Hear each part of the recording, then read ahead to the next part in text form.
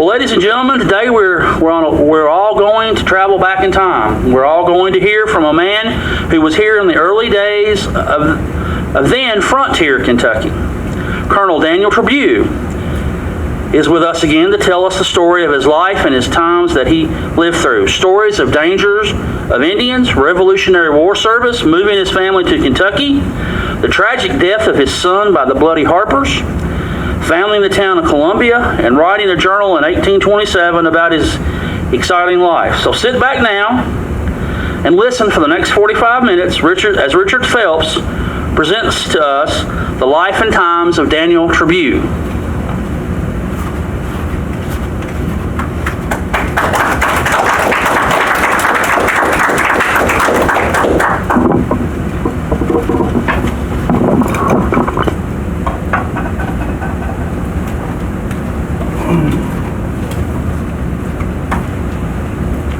I want to just work a little longer on the journal that I've been working on about the life of me, Daniel Trabue.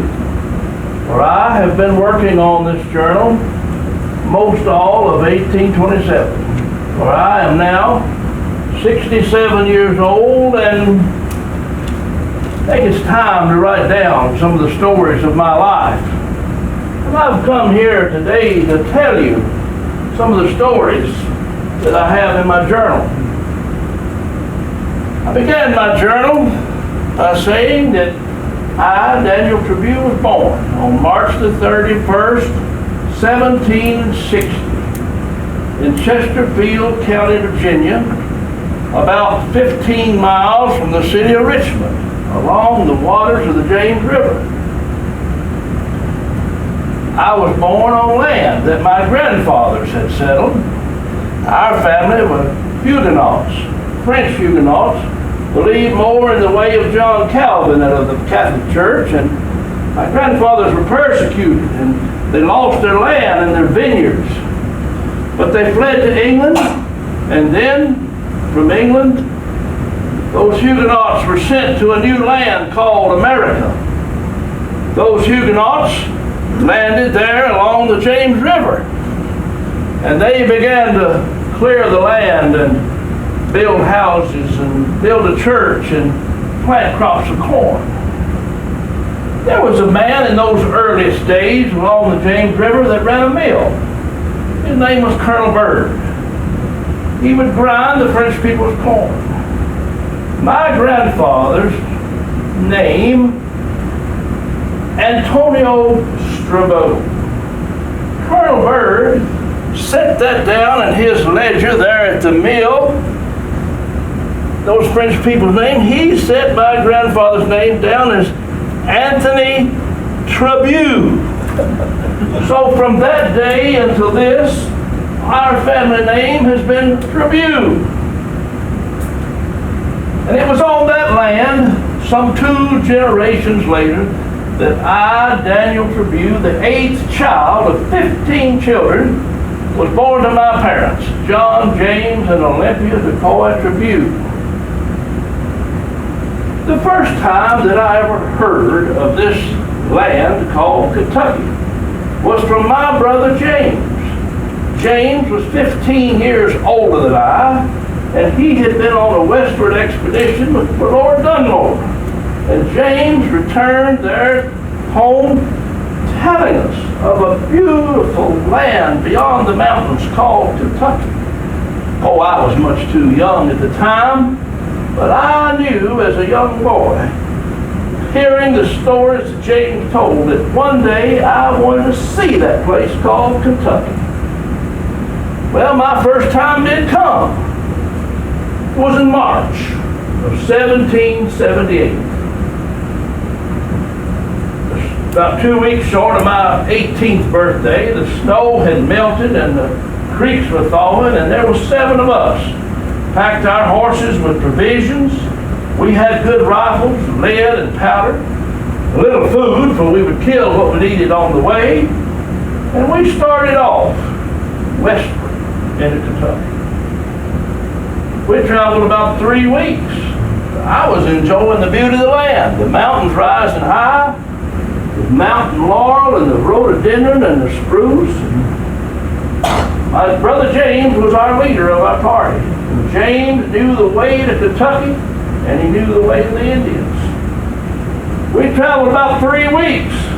We got to within sight of that passageway through the mountains called Cumberland Gap. That night, we stayed in a burnt waste cabin by the side of the road, and stormy night, and we were thankful to have a roof over our head. At first light, we were off. We had followed that Indian War road, and we come to where the Kentucky road did turn to the north. James was leading us early that morning, and we started on that Kentucky road, and James called a halt. He got off his horse, went up, rode a little ways, scouted out, and come back. In low breath, he said, "Boys, dismount. Prime your guns with fresh powder. Pick your flints sharp, for there's Indians about." Ooh. He sent me on up the trail a little farther, and I come to where that there was a little branch flowing, and there the water was muddy, and there was moccasin prints all about the ground. My heart was going pity-pat.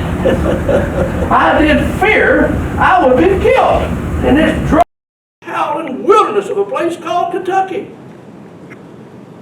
He went on up the trail a little farther, and we jumped a band of Indians having their breakfast there by the side of the road, and we chased them off into the woods a ways, and we come back to where those Indians had jumped from, and there on the ground was their Indian plunder, tomahawks, shooting bags, and powder horn, and brass kettles, and bows and arrows. Well, we gathered that plunder up with us, put it on our horses, and we took it to our destination, which was Boonesboro on the Kentucky River. We arrived there at Boonesboro, and we sold that plunder, and it fetched us a price of 50 shillings a man. When we arrived there at Daniel Boone's fort that spring, they told us about Boone and 27 salt ballers being captured that winter by the Indians there at the Blue Licks. We rested there at Boonesboro about a week from our journey, and then we made our way to our final destination, Fort Logan, Ben Logan's fort, 40 miles through the woods from Boonesboro, no road. But we arrived there at Ben Logan's fort, and James knew Ben Logan well, and life was good there at Logan's fort. They had milk, bread, and butter. And that first spring here in Kentucky, James and I cleared an acre of ground and planted a crop of corn. There were many things happening that first year. James, my brother, was appointed commissary of the 4 forts here in Kentucky. The fort at the Falls of the Ohio, Boone's Fort, James Harrod's Fort, and Fort Logan. I, little brother Daniel, could read and write, and I was appointed deputy commissary at Fort Logan, and I drew the pay of a captain. I was in charge of the lead and the powder and the meat, and I would often have to leave the fort and go off and hunt for buffalo and bear and deer. It was on one of those hunts that I hunted down to the south of the fort, and I found my way all the way down into the Green River country, that beautiful hunting land between the Green River and the Cumberland River. I remember the beauty of that land. That first year here in Kentucky, many things happened. James Harrod married Ann Colburn McDonald, the widow. It was a terrible thing about Ann's father, wasn't it, Mr. Colburn? Do you not remember? Well, I do, for I was there. Mr. Colburn was there with us at Fort Logan, and he wanted to move back to Harrods. He had moved most of his belongings. And one day, he come back to Logan's with two men, a Mr. McCoy, a Mr. Walker, and Mr. Coburn. Now, Captain Logan scolded him harshly for traveling the road with no more guard than that, as many Indians as there were.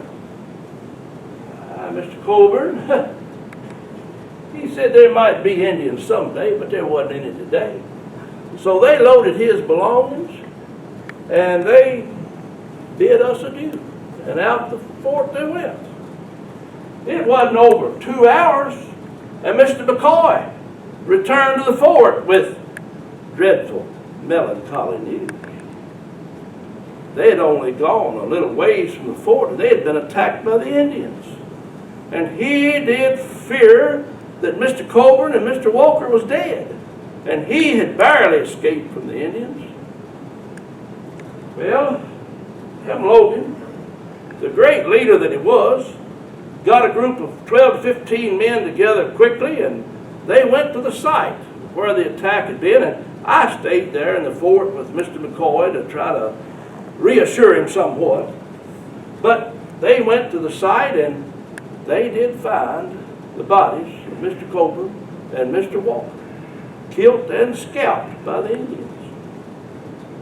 They looked about and looked to be the work of 10 to 12 Indians, and they found that they left some of their things and left their horses hobbled in a cane. They knew they'd be back. So they found a good place to hide, and James found a good place, and he told them they could see the Indians starting back. James said, "Boys, see that Indian with that naked belly? Don't shoot him. I want to kill him myself."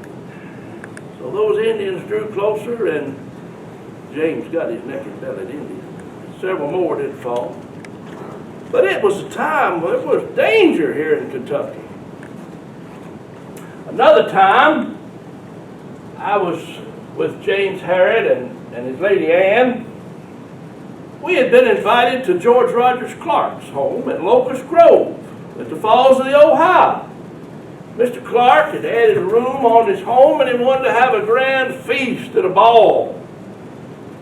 So I come from Logan's to Harrod's, and morning come, and we started off about 20 men and about 7 women. We'd only gone about 2 miles out of the fort toward Locust Grove, and we began to see signs of Indians.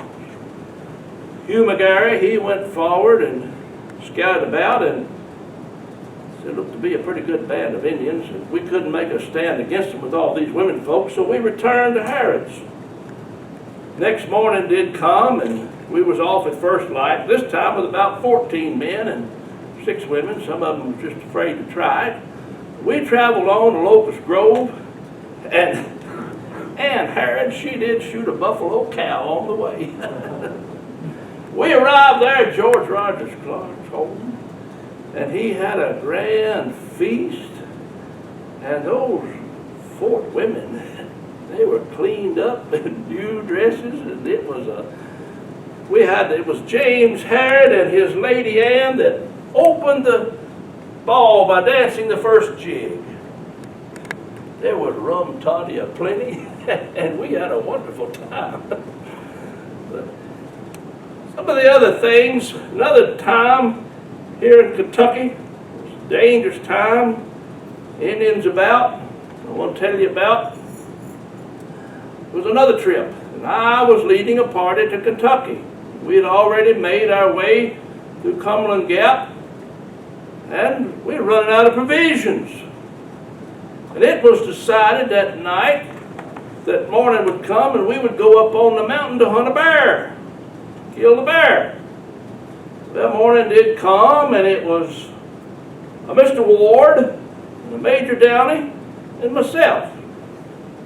Went up the mountain. We made our way up the mountain there at first light, and we made our way on up pretty high, and a little light rain began to fall. And we began to see sign of, there was plenty of chestnuts about the ground, and we began to see sign of where the bears had been clawing on the trees and wallering on the ground, and that other sign of what big bears do in the woods. It began to rain harder. We began to get pretty wet. And we looked off, and there was two lofty rocks. And we made our way to those rocks, and there was a good rock shelter.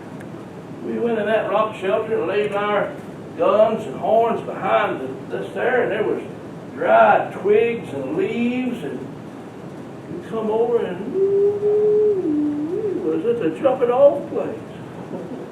We began to, I made a spark with my rifle, and we had a fire, and we built a little fire, and we were drying ourselves by the fire. Major Downey, he was singing a little song in low breath. I heard something. What was that? Why, Daniel, relax. 'Twas only a chestnut falling. I said it sounded like a stick pop. And I looked out the end of that rock shelter, and there, coming at us, was a band of Indians. Tomahawks raised, knives flashing. Looked out the other end. We didn't know there was another end. There was another group of them coming at us from that way. I said, let's jump down. We grabbed our rifles, bags, and horn, and it was Mr. Ward and Major Downey and me. We landed on wet, sloping leaves, and we rolled and tumbled and got our breath, and we began to run. And those Indians didn't come the way we did. They come around, and they began to follow us. We ran about a mile, and I was getting tired. And I stopped to get my breath from that running. And I looked back, and that lead Indian was leveling his rifle and drawing a bead on me. Now, there's nothing that will give a man renewed energy like an Indian pointing a rifle at him. As I ran past Major Downey, he said, Daniel, let's stay together. He had never said that when I had been closest to the Indians. We ran all the way back to where the party was camped, and I was so thirsty I did drink water from my shoe. But it was a time of danger here in Kentucky. Back at home, in the East, then more and more talk of war. War, and it seemed like the cry was taxation without representation. We were at war with the British, and I was in a militia unit. In our militia, we were taught at the age of 15, we mustered and taught to handle our rifles and all the basics. And our militia unit had been called up some different times and laying idle mostly, but the Continental Army was doing the fighting. I'd been called up about the third time, and we wasn't fighting.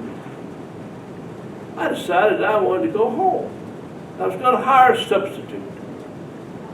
So I found a man that wanted to stay, and I said, I'll have to talk to the captain.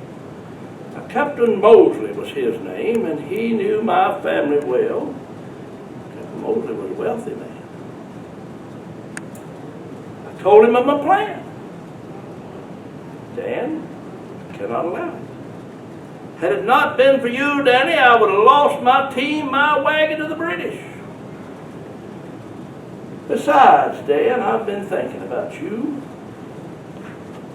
You need to be a sutler, selling goods among the troops. I have no money, Captain Mosley. What business would I be in? Spirits, Danny. Spirits. Rum, brandy, hard cider. I'll provide you the money and the tea. Took Captain Mosley's money.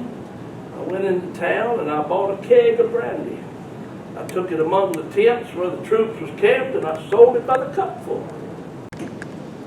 Next day I bought a barrel of brandy. Sold it by the cupful. Next day I bought 2 barrels, rum. Soon I had my own team and my own wagon and my own hard money. And those troops, they like to have young Daniel's brandy handy. But I made a good turn on my money. But we were called up another time outside of Petersburg, Virginia.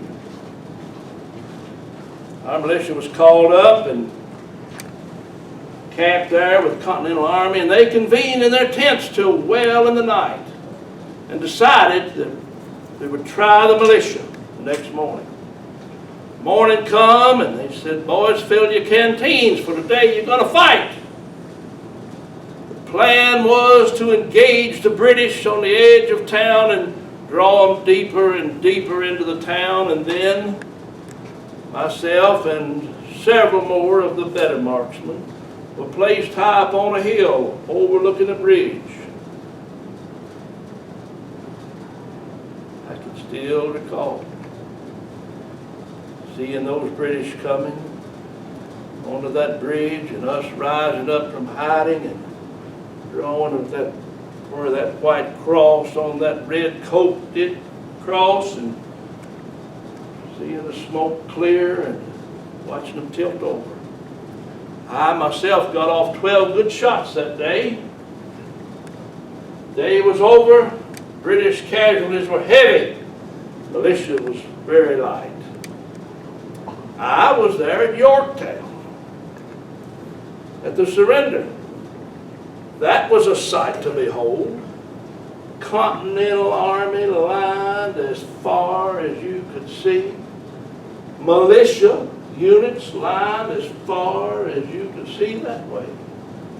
George Washington riding up and down the ranks on that big white horse, waiting for Cornwallis to surrender to him. Cornwallis wasn't man enough to surrender himself. Sent one of his subordinates to surrender the soldier. Soon the war was over, and we just went home. It was a time of merriment and frolics and courting and marrying, and I was in that number. For it was on July the 4th, 1782, that I did marry Colonel Robert Haskins' daughter Mary. Now there would be 4 of us Trabue boys that would marry Colonel Haskins' girls. But I married Mary. And it was there at our wedding, 20 miles from Richmond, July the 4th, we could hear the firing of a cannon in Richmond, celebrating our independence. Well, Mary and I had already decided that after our wedding that we would be moving to Kentucky. We said goodbye to all of our relatives. We started off westward into Kentucky. We settled in Fayette County, Kentucky. And I ran a mill, started a mill on the waters of Greer Creek. There was more and more people coming to Kentucky as Indians' troubles lessened. More and more people would make the way. Soon there was Colonel Haskins. He moved over here. Several of my brothers, sisters, Mary's. More and more people coming to Kentucky. And it wasn't long, it was crowded. They cut us off. We was in the same place, but they cut us out of Fayette County and started a new county called Woodford County. Mary and I, it seemed like them young'uns was born. Wasn't long, we had 6 of them. There was more and more people coming to Kentucky, and it was getting crowded. Colonel Haskins and my brother, we began to talk. I remembered that Green River country, the beauty of that land, and we decided to move to Greene County. we bought 666 and 2/3 acres of land on the very spot where the Long Hunters had camped, James Knox and Gaspar Mansker at the Skin House Branch. We bought that land. And we began to clear the land, and we began to build houses, and we built a church to worship in, and we were raising crops of corn. And I was running a mill on the waters of the Caney Fork. But now it was about 99. Kentucky had become a state of her own, and all was going well for the Trabues and the Haskins and all of our kin. All was going well. It was now about 1799 that two men began to emerge on the frontier of Kentucky, known as the Harps. Micajah Harp, known as Big Harp. Wiley Harp, known as Little Harp. Together known as the Bloody Harps. The Harps had killed a man, and over on the Kentucky road, they were in jail in Danville. The jail was fortified, and extra guard put, knowing the meanness of the Harps. But those wicked Harps escaped the jail. There was a group of men chased them. They even went to the home of the old Long Hunter, Henry Skaggs, and got his tracking hounds. But they lost them along the waters of the Salt River in a canebrake. No one knew where those Harps would appear next. But was one thing certain about the Harps: death would be close by. 2 days' time, those Harps emerged from that canebrake near my mill in Greene County.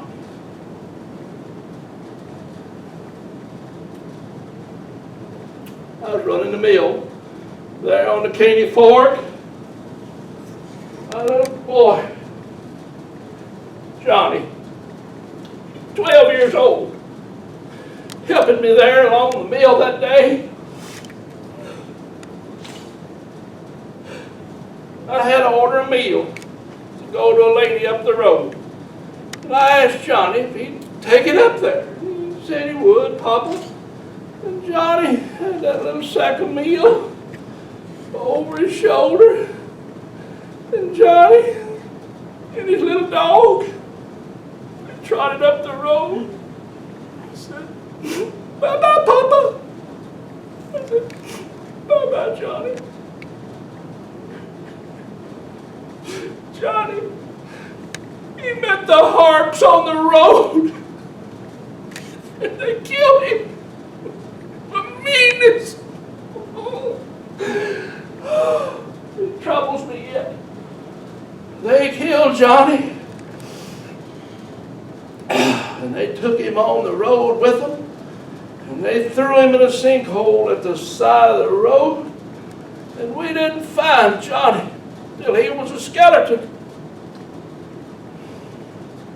They went on to the west, killing as they went. Went all the way to the Mississippi River, down there at the cave in the rock where all those wicked highwaymen robbed those people on the river. Then they went back to North Carolina. Next spring, there was 2 men come to my house in Greene County. Rode some 60 miles through the woods, afraid of coming on the road.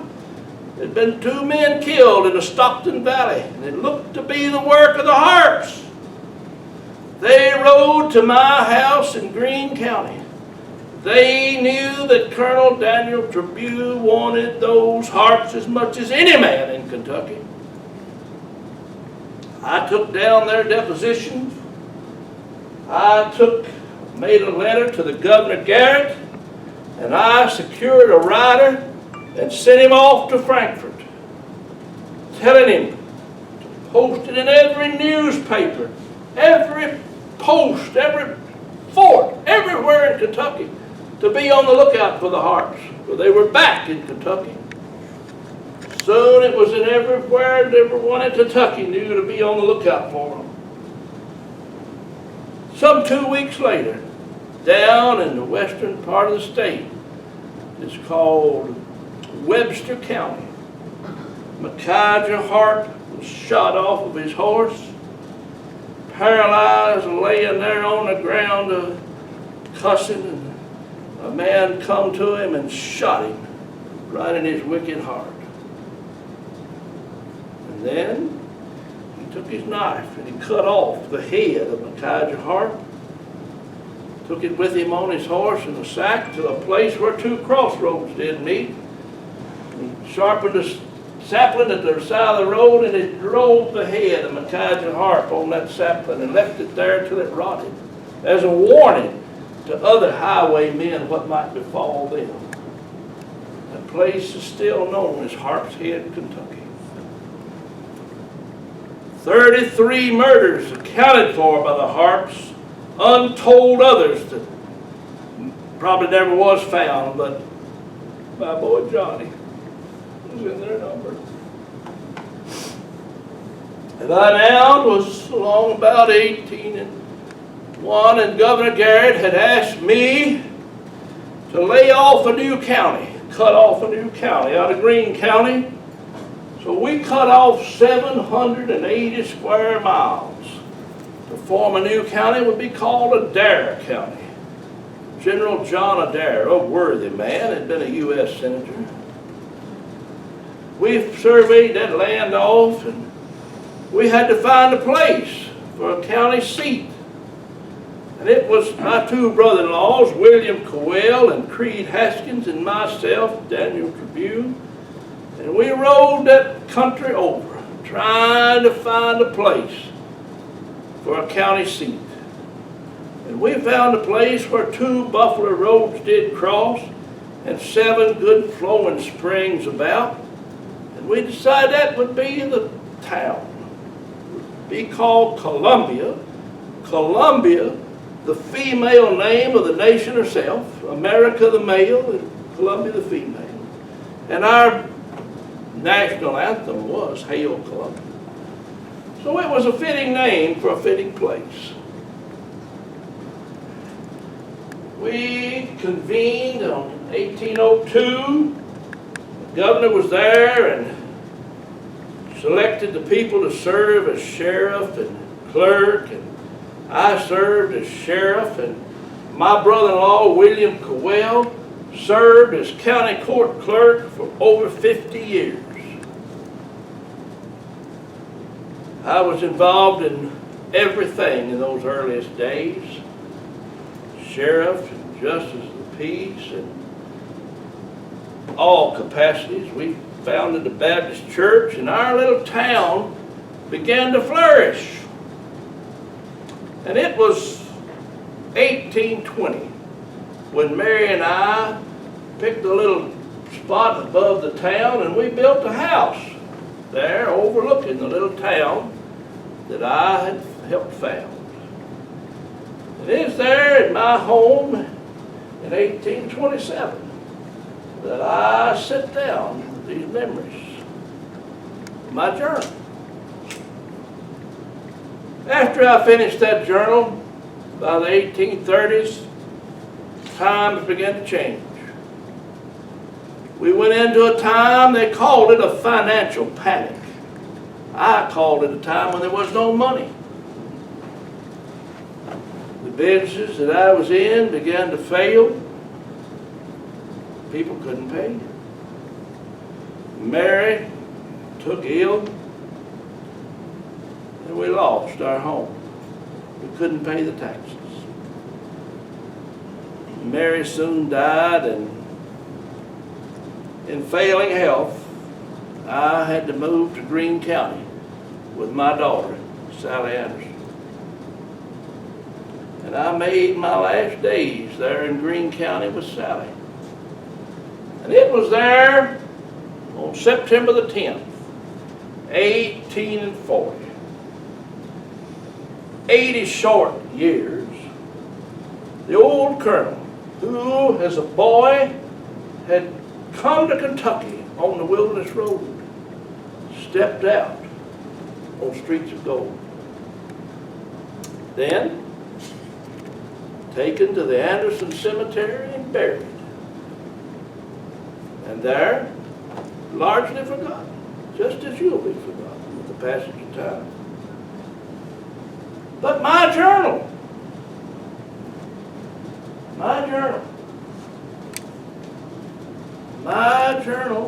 was passed on to one of my grandchildren. And then my journal passed on to a man whose name was Lyman Copeland Draper, a man who gathered up lots of journals and diaries from the people. And my journal ended up in his hands. And my journal ended up in Wisconsin, at the University of Wisconsin Library. And my journal stayed there for another 100 years.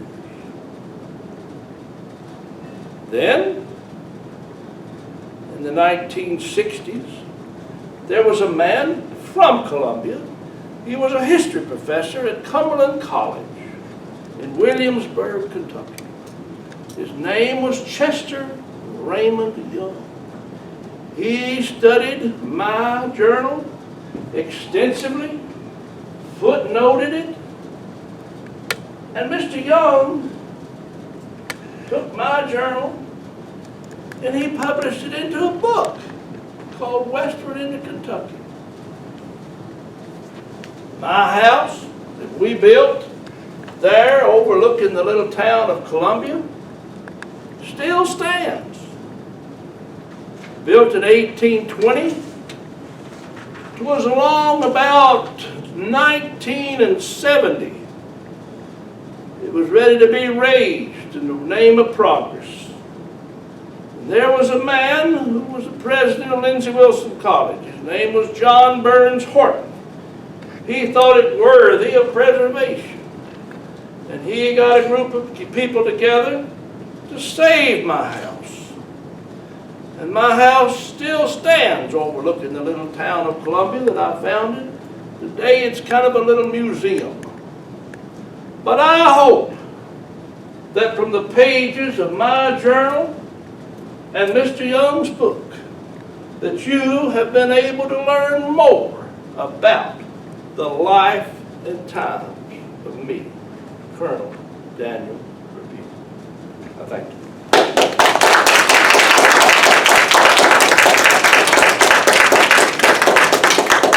Hope you enjoy that story. Thank you. There's several people, Trabues, here in this county. Are you a Trabue? Yes. Okay. That's Bruce. Okay, Bruce. Okay, it's been a long time. Edward was Edward, Daniel's Versailles. brother, yes. Versailles, Their home's still there. still there in Versailles. And the home in Virginia is still there. Is it? I want to go. Harry is half nephew of my grandfather. Yeah. He had visited, a lawyer had bought it or something, they restored it. There in Virginia, it's still there, and there's a lady living there now. She let him visit it. Yeah. Well, as far as I know, we have no picture, no drawing, no caricature, nothing of Daniel Trabue.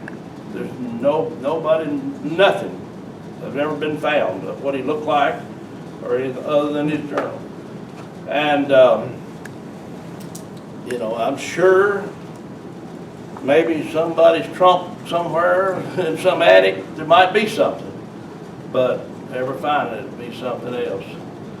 But I wanted to, have you ever read Westward into Kentucky? Yes. Yeah.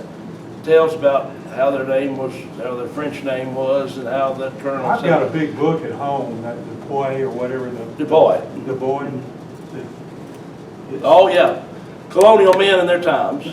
No, this is, it's something about all her family. Yeah? Okay. Her aunts, Yeah, and how they snuck her out of France France. as a male. right, that's in the book, yeah, that's a good story.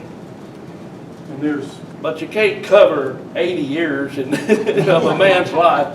Just got to hit a few top stories there. But he had an interesting life, and I was the president of the association there for several years, and we preserved his house, and I wrote a grant in '92 when we had the bicentennial here in Kentucky, and we got a little money for some windows and things, but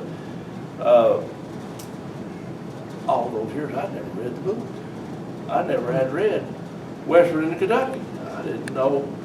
You seem to know quite a bit about No, it. I just didn't enjoy it. Yeah. Okay, yeah, that's John. But I read the book and I thought, man, he's a fascinating character. And a friend of mine asked me several years ago to speak to a DAR meeting that she was having there at the Trabue House. And that's when I sort of brushed up his story and tried to make up a little story, and I enjoy telling it. You do a good job. Thank you. Excellent. Thank you. Richard, did Daniel Trabue ever meet Daniel Boone in his travels? Oh, yeah. Oh, and I meant to tell that. it tells that in the book. Yeah, I meant to tell that in the story, but see, they had Boonesboro come under siege, and they sent 12 men from Logan Station to Boonesboro to help reinforce Boonesboro. Well, then in September, when the siege took place at Boonesboro, there was a man, I tell that story sometimes, a man named William Patton. He had been off hunting, and he come back and found Boonesboro under siege. Well, he come to Logan's Fort to tell them that they would likely be next. You know, the Indians would come to them. So they got ready for the attack, and the attack never did come. But then they thought that their 12 men from Logan's Fort was killed because they thought Boonesboro fell. But those men come back, and I should have just done that as a little encore. But anyway, then time went on, and Richard Callaway brought charges of treason against Daniel Boone. And Daniel Trabue's journal is the only known historical first-person account of that court-martial. And I tell it, it's in the book. And Callaway charged him, wanted to be charged for treason because he tried to prove that he had aided the British and wanted the fort to fall. And so Boone took the stand, and he testified, and they acquitted him of all charges and promoted him in rank. And I say, Colonel Richard Callaway nor Ben Logan ever did quite see it that way, but it was. So yes, he knew Boone. He knew all of the people. James Harrod, Benjamin Logan, George Rogers Clark. He knew, Richard Callaway. He knew all of the early people. But and I encourage everybody, you might not have fought Indians, or you might not have fought in the Revolutionary War, but everybody ought to write their story. Because, if he hadn't, It's true. time, millions of people have lived, but if you don't write it down, it's gone. That's right. It's gone. And, but, hope you enjoyed it. Yeah, immensely. Yes, thank you. What's that? Immensely. Enjoyed Yeah, it immensely. good, Thank good, you. good. He's buried in a little old cemetery outside of this, right in here, I guess. And I went over there early this spring and helped kind of clean it up a little bit. It's overgrown and it's in a bad shape. But cleaned it up, and I'd like to get him a Revolutionary War marker there. He's just got a tombstone, one of those early tombstones. But if you're ever in Columbia, I've got a key to his house, and I'll be glad to show it to you. it's a museum, pretty much a museum there, what it is now. But, and another story, this Creed Haskins, who was Daniel Trabue's brother-in-law. He married a Haskins, and he married Mary, which was his sister. About 4 years ago, we got the word in Columbia that a portrait of Creed Haskins was in a house in Camelsville. And they were 10 generations from Creed Haskins. And it was an oil portrait of Creed Haskins. And there were several of us went there to their house and took a photographer and took our local historian, and we made a pretty big deal out of it. And so we took pictures of the portrait and have one of those in the Trabue house, and there's one in our library there in Columbia.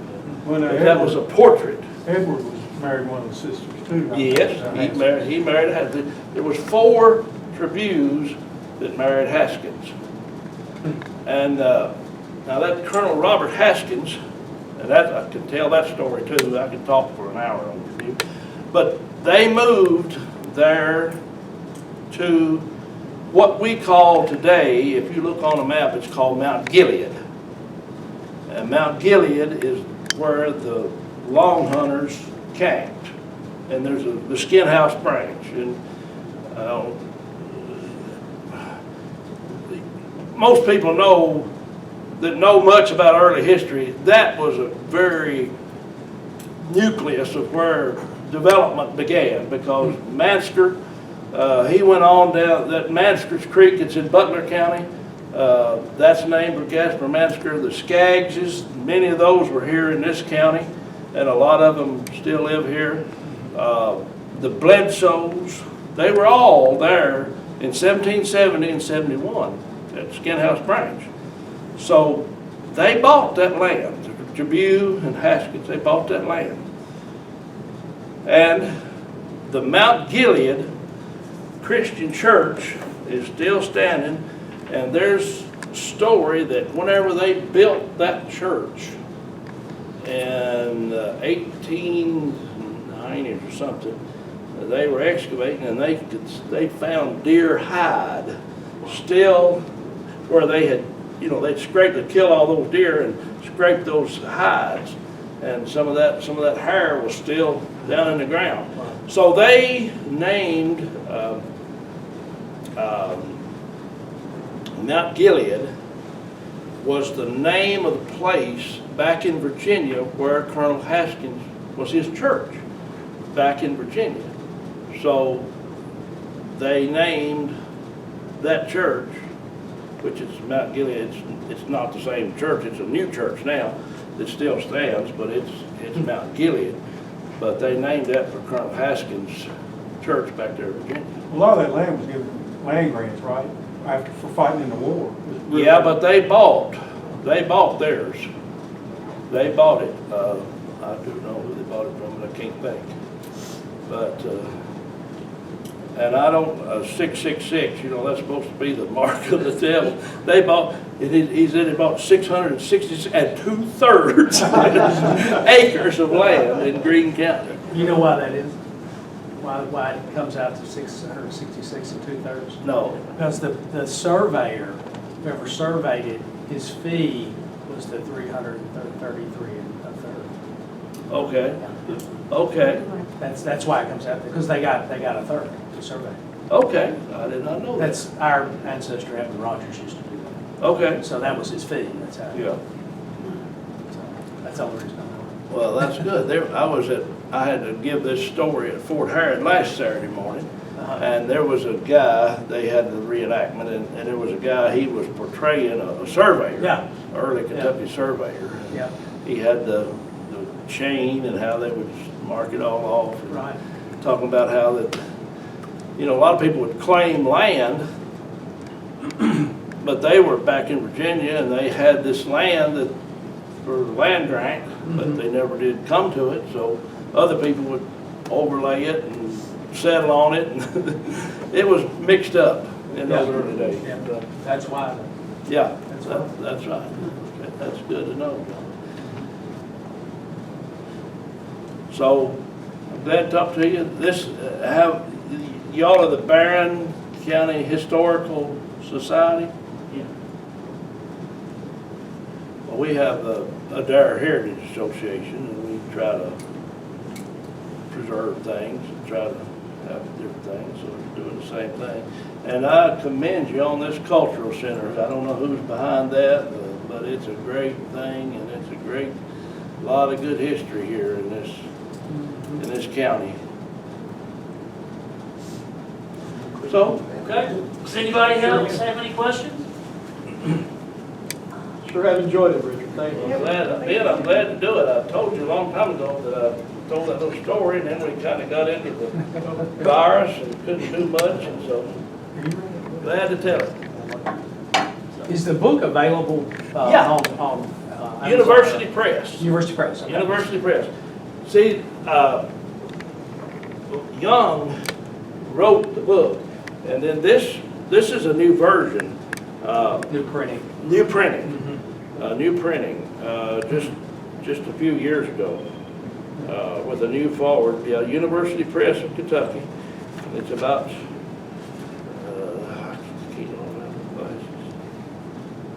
copyright 1981, and the paperback edition 2004. So this paperback has been out in Very good. a few years, but it's a good story, and it's all the spelling, and you said you'd read about it. All the spelling is in Trabue's hand.